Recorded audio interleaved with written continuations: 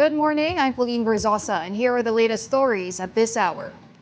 The Department of Energy said motorists should expect a significant increase in fuel prices next week.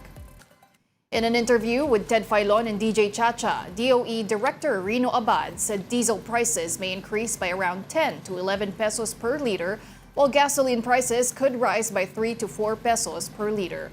Kerosene is also projected to increase by 11 to 12 pesos per liter. Abad said the estimates are based on 4 days of international oil trading, noting that one trading day remains before the final price adjustments are determined.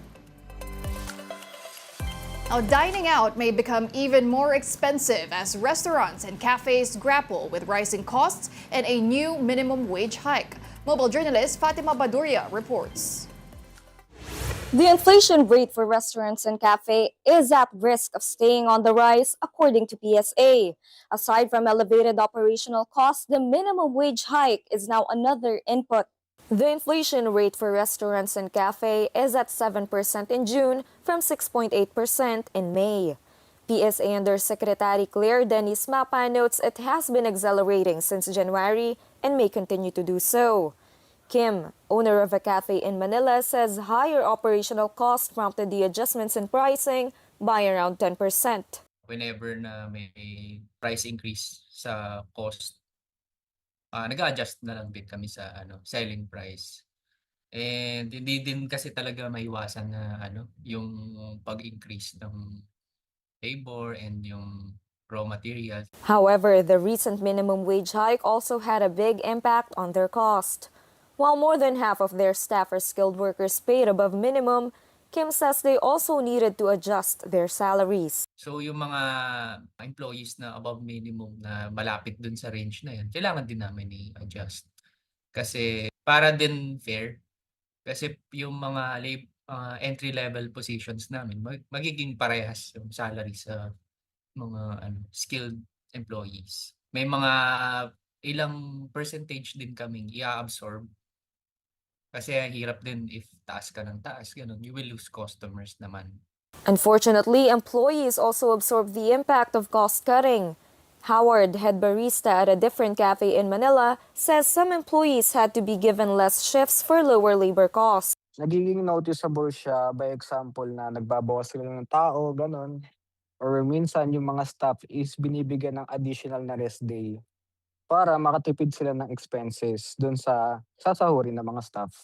And meron ding mga times na pinagtitipid din kami sa mga consumables na ginagamit sa store or during operation. Katulad din ng mga disposable cups or tissues. The Department of Labor and Employment imposed an 85 peso minimum wage hike for the National Capital Region. It will be rolled out in 2 tranches, starting with a 60 peso increase on July 25 and the remaining 25 pesos on January 20 next year. Kapatid Fatima Baduria, we are One News. And now for the weather, Pagasa is monitoring a tropical depression outside the country. Its center was last spotted some 2,965 kilometers east of southeastern Mindanao. The tropical depression is unlikely to enter the Philippine area of responsibility. Habagat will continue to trigger isolated rains over parts of northern Luzon. And affected areas include Ilocos Norte, Ilocos Sur, Abra, Batanes, and the Babuyan Islands. Health experts are renewing their call for a comprehensive approach to dengue prevention as cases continue to threaten communities across the country. Mobile journalist Denise Valdez-Sancho tells us more in this report. It started with what felt like a simple fever.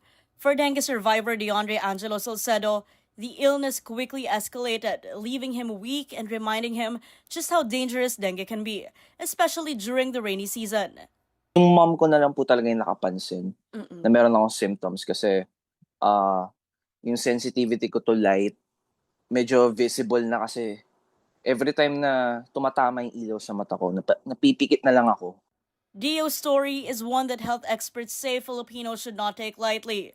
With the dengue cases continuing to threaten communities across the country, doctors, researchers, and public health leaders gathered at the 3rd Philippine Medical Association Dengue Summit to discuss ways to reduce infections and prevent more deaths. They stressed that the fight against dengue requires an integrated approach, combining vector control, early diagnosis, effective clinical management, surveillance, and vaccination.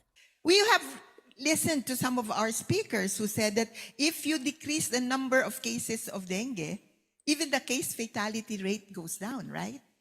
So when somebody asked earlier, will we get a vaccine? Will the vaccine be able to reduce deaths? The answer is yes. One of the biggest challenges, according to experts, is rebuilding public trust in dengue vaccination following the controversy surrounding the first-generation vaccine. They noted that recent surveys now show the Philippines has among the highest levels of dengue vaccine confidence in Asia, but said clear communication and science-based information remain essential.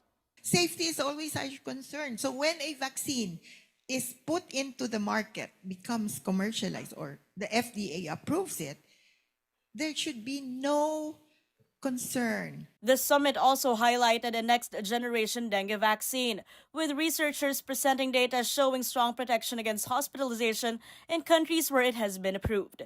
While the vaccine is still under regulatory review in the Philippines, experts emphasized that it should complement, not replace, mosquito control, good clinical care, and community participation. We're all aware that dengue is still a public health concern in the Philippines, despite a lot of effort from all of us, and that we really require this integrated approach that includes vaccine. It also should include the vector control, improvement of the clinical care, good surveillance, and very important to liaise among all those pillars, a good communication strategy. Mobile journalist Denise Valdesancho, We Are One News. Post-kidney transplant patients in Metro Manila now have another option for lifelong care, with a private hospital joining PhilHealth's Z benefit program. Mobile journalist Francis Rivera reports. Good news for post-kidney transplant patients. Patients now have another option to access PhilHealth's post-kidney transplant Z benefit program, as it is now available at the Los Santos Medical Center in Quezon City. PhilHealth has accredited the Los Santos Medical Center as the first private hospital in Metro Manila to offer the post-kidney transplant Z benefit program, expanding access to lifelong care for kidney transplant recipients. The program was formally launched last Thursday, July 16, 2026 at the Los Santos Medical Center. It aims to reduce patients' out-of-pocket expenses for post-transplant medications, laboratory tests, and regular follow-up monitoring. The launch was attended by Dr. Ray V. Dimaano, Deputy CEO of the Los Santos Medical Center, Dr. Nilo C. de Los Santos, Chief Medical Officer of the Los Santos Medical Center, Renato L. Limashaco Jr., PhilHealth Senior Vice President for the Fund Management Sector, and Jessica C. Abaya, Chief Commercial Marketing Officer of Metro Pacific Health. They were joined by other medical professionals and healthcare leaders. Meanwhile, Dr. Arvin Rosario, head of the kidney transplant unit, assured patients of the hospital's commitment to providing high-quality, comprehensive post-transplant care under the program. Our institution can deliver the full spectrum of service to our kidney transplant recipients. Together, we are not just providing health care. We are restoring hope, we are providing dignity, and we are changing lives. Dr. Rosario also explained the importance of this initiative for kidney transplant patients, highlighting that the hospital offers the PhilHealth benefit package with no out-of-pocket cost for eligible patients.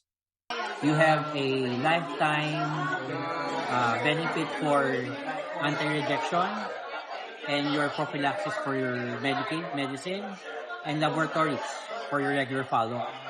And that's roughly a 50,000 savings from the household. Once you're approved, there's no cash out for this. De Los Santos Medical Center Chief Medical Officer Dr. Nilo C. De Los Santos described the initiative as a significant step in supporting post-kidney transplant patients. He said the program ensures that patients receive quality post-transplant healthcare services while expanding access to continuing medical care. He added that the benefit package also helps eligible patients cover the cost of their lifelong post-transplant medications. A lot of people, post-transplant patients, will be needing this kasi itong support na ito, pati gamot binibigay sa kanila eh. So wala ka ng gastos. Any government hospital you go, there's so many patients there and it will take time for them to be able to get access to this program. Eh kung meron sa private hospital, meron silang alternative. They can come here, they can get the medicines, the services that they need. Kapatid, mobile journalist Francis Rivera, we are One News. Join us again at 1 p.m. for the very latest stories. I'm Pauline Berzosa. Kapatid, we are One News.